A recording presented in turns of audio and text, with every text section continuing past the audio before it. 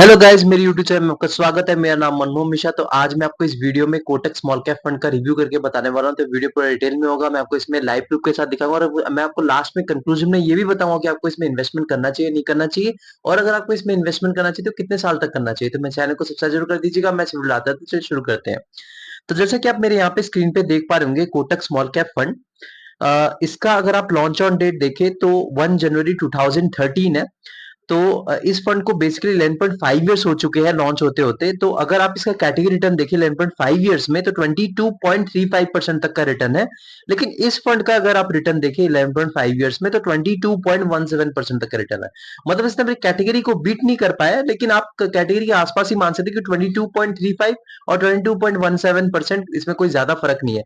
लेकिन फिर भी मैं आपको बोलता हूँ कि जितना भी फंड होता है, अगर आप उसको कंपेयर करना है, उसका अगर परफॉर्मेंस जानना है, तो आपको कैटेगरी के साथ ही कंपेयर करना पड़ेगा, क्योंकि आप यहाँ पे थोड़ा रिस्क ले रहे हैं कैटेगरी में, तो आपको रिटर्न थोड़ा बहुत ज्यादा मिलना चाहिए। तो यहाँ पे जो है आपको कैटेगरी बीटिंग रिटर्न नहीं है, तो यहाँ पे थोड़ा सा नेगेटिव पॉइंट जाएगा, लेकिन ज्यादा नेगेटिव आप इसको कंसिडर नहीं कर सकते, क्योंकि रिटर्न जो है वो मैसिव रिटर्न है। अगर आप देखें कंटिन्यूअसली 11.5 इयर्स में, तो 22.17% एकदम ठीक ठाक रिटर्न है। अब यहाँ पे 5 साल का अगर आप रिटर्न कंपेयर करें, तो देखिए कैटेगरी रिटर्न जो है 32.27% तक का रिटर्न है। लेकिन इस फंड का रिटर्न अगर आप देखिए तो 32.12% तक का रिटर्न है, मतलब लगभग आसपास ही है, रहता है। अगर आप ऑल टाइम रिटर्न भी देखें आसपास ही है, और 5 इयर्स का अगर रिटर्न देखें तो तब भी आपको आसपास ही मिलेगा। लेकिन 32.12% तक का रिटर्न भी बहुत ही मैसिव होता है। तो यहाँ पे मेरा ठीक ठाक रिव्यू जाएगा इसके लिए। अब यहाँ पे अगर मान लीजिए अपनी इस फंड पे 1,000 रुपए एसआईपी क्या होता है कंटिन्यूअसली 10 साल तक हर महीने, तो आपका जो अमाउंट डिपॉजिट होता है वो 1,20,000 रुपीज, और 1,20,000 रुपीज आपका कन्वर्ट होके बन गया होता है 1,46,000 4,62,000 रुपीज। तो 4,62,000 रुपीज, मतलब आप समझ पा रहे हैं कि यहाँ पे जो पैसा है आपका 3 गुना से भी ज्यादा हो गया।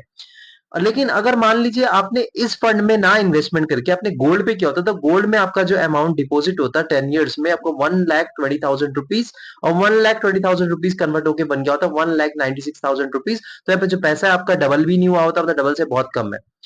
और यहाँ पे एफडी में क्या होता, तो आपका 1,20,000 रुपीज डिपॉजिट होता है और 1,74,000 रुपीज बन गया होता। तो आप देख पा रहे हैं कि मतलब यहाँ पे इन्वेस्टिंग की पावर, मतलब आप देख पा रहे हैं कि मतलब एफडी तो आसपास भी नहीं है। मतलब यहाँ पे अगर आपका पैसा जो है 10 साल में लगभग 3 गुना से भी ज्यादा हो गया है, यहाँ पे पैसा आपका डबल तो छोड़ो, 1.5 गुना भी नहीं हो पाया है। तो ये जो है आप देख पा रहे हैं कि मतलब इन्वेस्टमेंट क्यों जरूरी होता है। अब यहाँ पे रिटर्न वर्सेस कैटेगरी की बात करें, तो अबव एवरेज रिटर्न है। देखिए आप यहाँ पे अबव एवरेज डेफिनेटली मान सकते हैं आप, क्योंकि इसमें जो रिटर्न है वो बहुत ही मैसिव है। भले इसने अपने कैटेगरी को बीट नहीं कर पाया, लेकिन आप इसको बुरा रिटर्न भी नहीं मान सकते, क्योंकि लगभग आसपास ही है। तो कोई ज्यादा डिफरेंस है नहीं, तो आप इसको ठीक ठाक मान सकते हैं। अब रिस्क वर्सेस कैटेगरी की बात करें, तो रिस्क इसने कैटेगरी के हिसाब से एवरेज ले रखा है, मतलब आप मान सकते हैं कि इसने रिस्क जो है कैटेगरी के बराबर ही ले रखा है, और इसको रिटर्न भी लगभग बराबर ही मिला है। तो कोई ज्यादा डिफरेंस नहीं है कैटेगरी के हिसाब से अगर आप कंपेयर करें। लेकिन अगर आपको एक्चुअल रिस्क जानना है, तो अभी नीचे जो कॉलम है आप देख पा रहे हैं, रिस्क एंड रिटर्न रेशियो जो है, तो इससे आपको पता चलेगा कि यहाँ पे कैसा होता है। तो हम लास्ट 3 इयर्स का अगर आप देखें, तो इनका बीटा अगर आप देखें, तो इस पर्टिकुलर फंड का 0.67 है, और 0.8 जो है वो आपका कैटेगरी का है। और हर एक वीडियो मैंने आपको बता रखा है, यहाँ पे भी बता रहा हूँ, बीटा अगर 1 से नीचे हो तो उसको अच्छा खासा माना जाता है, क्योंकि बीटा को बताता क्या है, validity with respect to its category. तो कैटेगरी या फिर आप मान सकते हैं बेंचमार्क जो भी है, तो यहाँ पे जो वॉलिडिटी है वो 1 से नीचे होना जरूरी होता है। तो यहाँ पे 0.67 है, ये तो कैटेगरी से भी कम वॉलिडिटी है। तो आपको यहाँ पे वॉलिडिटी कम फेस करना पड़ेगा, तो एकदम बढ़िया है, ये एकदम पॉजिटिव फीडबैक रहेगा। स्टैंडर्ड डिविएशन की बात करें तो यहाँ पे 12.98 है इस फंड का, और कैटेगरी देखें तो 15.33 है। तो यहाँ पे स्टैंडर्ड डिविएशन भी कम है as compare to its category. तो देखा जाए तो आपको वॉलिडिटी भी कम फेस करने को मिलेगा। तो आपका स्टैंडर्ड डिविएशन होता क्या है, देखिए मैं आपको एक चीज बता दूं कि जैसे आपका कोई एक एवरेज रिटर्न है एक पर्टिकुलर फंड का, जैसे मान लीजिए इस पर्टिकुलर फंड का 15% एवरेज है, तो यहाँ पे अगर इसका स्टैंडर्ड डिविएशन 12.98 है, तो इसका मतलब आप 15 प्लस 12.98 कर दीजिए। इतना तक आपको रिटर्न मिल सकता है इस साल, या फिर 15 माइनस 12.98 कर दीजिए।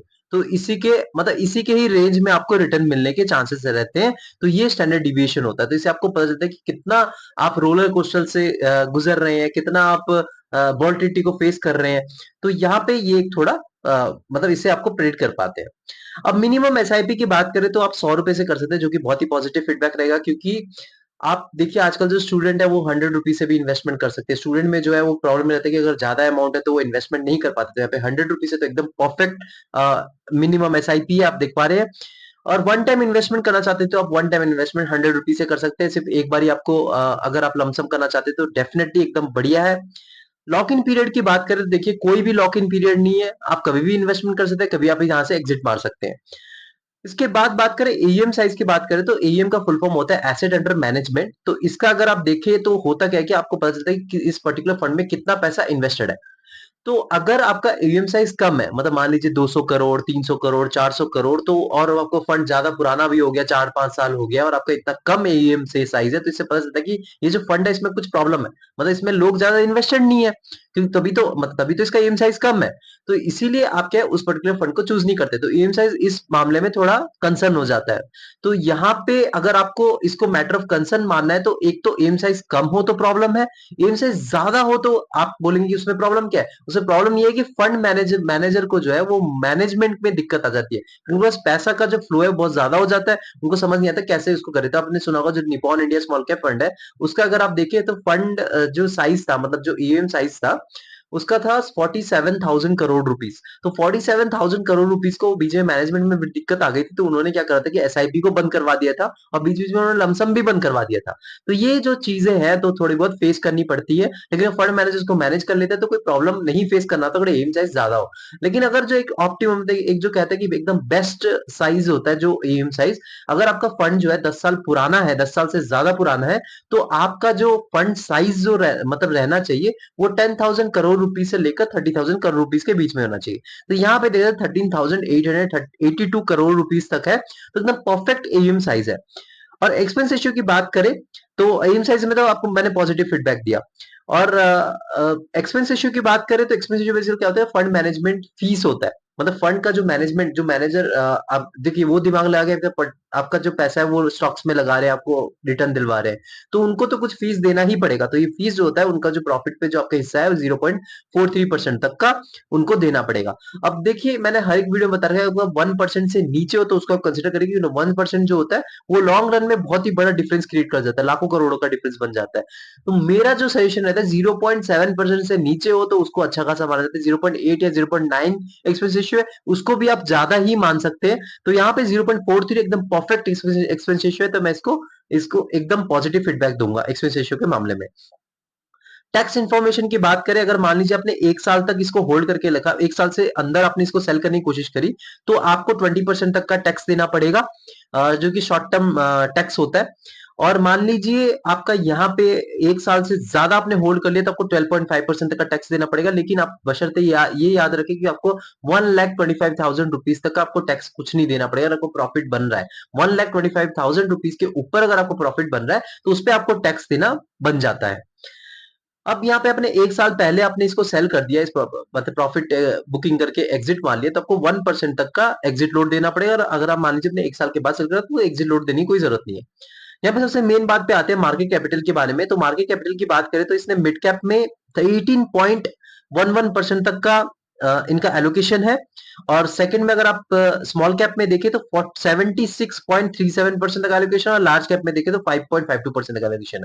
तो यहाँ पे आप देख पा रहे हैं कि मतलब जो मिड कैप है और स्मॉल कैप को अगर आप कंबाइन करें तो इनके करीब करीब 94 या 95% तक का एलोकेशन बन जा रहा है।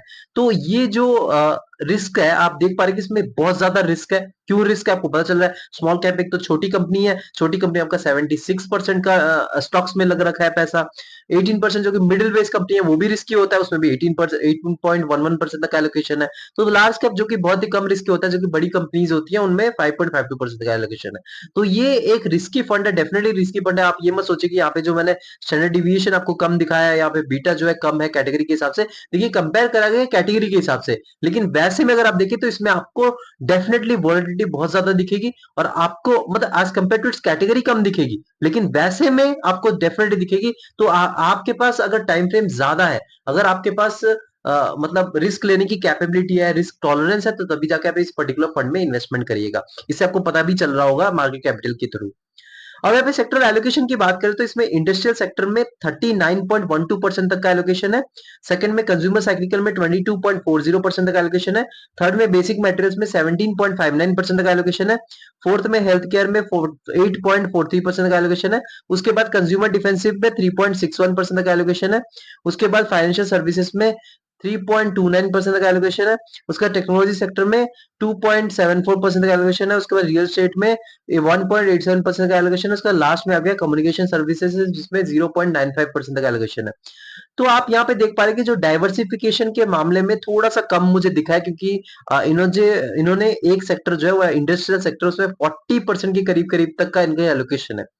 तो आप देख पा रहे हैं कि यहाँ पे जो टोटल 3 या 4 फंड है, आप देख पा 4 सेक्टर है, industrial sector, consumer cyclical, basic materials और हेल्थ केयर। अगर ये 4 सेक्टर अच्छा खासा परफॉर्मेंस देती है, तो आपको ये जो पर्टिकुलर फंड है आपको अच्छा खासा रिटर्न देगा। तो यहाँ पे मैं मानता हूँ कि अगर 1-2 फंड में थोड़ा-सा अच्छा खासा डाइवर्सिफाई कर देते तो ज़्यादा अच्छा रहता है, कि एक थोड़ा-सा कॉन्सेंट्रिक यहाँ पे बन जाता है, थोड़ा-सा नेगेटिव फीडबैक यहाँ पे जाएगा सेक्टर एलोकेशन के मामले में।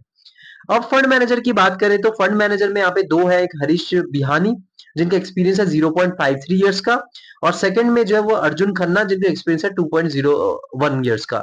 तो देख पा रहे हैं कि जो इनका एक्सपीरियंस है वो एकदम ज्यादा नहीं है, आप देख रहे हो एकदम कम दिख रहा है। तो यहाँ पे मैं थोड़ा सा नेगेटिव फीडबैक दूंगा, क्योंकि एक जो फंड मैनेजर है उनको मिनिमम 4 या 5 साल से ज्यादा एक्सपीरियंस होना चाहिए। तो उससे क्या है, फंड मैनेजर का आप रिसर्च भी कर सकते हैं, मतलब आप पास्ट जो इनके जो पास्ट रिटर्न है, इन्होंने पास्ट में कैसे परफॉर्मेंस दिया है, तो आप उस पे रिसर्च कर सकते हैं और बाद में आप इस पे भरोसा और ज्यादा कर सकते हैं। तो यहाँ पे क्या क्या पास्ट रिटर्न भी देखेंगे, देख नहीं पाएंगे कि इनका जो एक्सपीरियंस है 0.5 इयर्स का है और ये 2 इयर्स का है। 2 इयर्स चलो थोड़ा बहुत आप देख पाएंगे, जान पाएंगे, लेकिन 0.5 इयर्स का है तो उनको कुछ पता ही नहीं चलेगा। तो एक एक्सपीरियंस बंदा होना जरूरी होता है बहुत ज्यादा, मतलब मान लीजिए 5 साल या 6 साल का एक्सपीरियंस मिनिमम। तो यहाँ पे थोड़ा सा नेगेटिव फीडबैक जाएगा।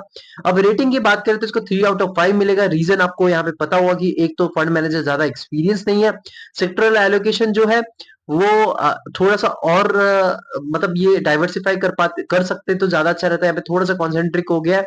और जो मार्केट कैपिटल में आप देख पा रहे हैं कि यहाँ पे भी थोड़ा-सा कॉन्सेंट्रिक आपको दिख रहा होगा, कि मतलब एक स्मॉल कैप है और मिड कैप में इनका 94 या 93% तक का इनका एलोकेशन, और बाकी लार्ज कैप में बहुत ही कम है।